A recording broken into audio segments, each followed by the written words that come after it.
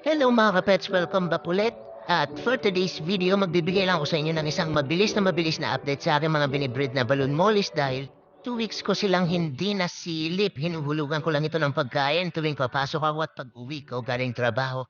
Hindi ko talaga totally sinisilip ito. So dahil naka-elevate ang lalagyan nito, hindi ko masyadong nadudungaw. So kailangan pa kasi ng upuan dito ng isang monoblock para masilip mo talaga sila.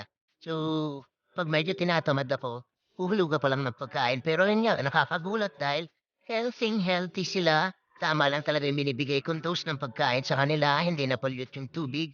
At salamat na rin dito sa aking mga aqua plants na nag-filter ng tubig. Ayan. Nagbibigay rin ng magandang kondisyon yan sa tubig yung mga aqua plants na. Ang nakakagulat ng mga kapets, ayan, pagsilip ko kanina, may nakita na akong mga baby fry. Ganon din dito sa kabila. Yan yung mga fry ng balloon mollies. Ito pala nakahiwala ito yung mga standard. Medyo semi-long body kasi sila compared dun sa naunang tab na talagang mga short body yung coin type. So ayan, meron na rin dito mga fry nasa 15 pieces siguro dito. At dun sa kabila ay nasa 30 pieces yung mga fry na nakita ko. So yun man ang update ka mga kapets. Hanggang sa muli. Thank you.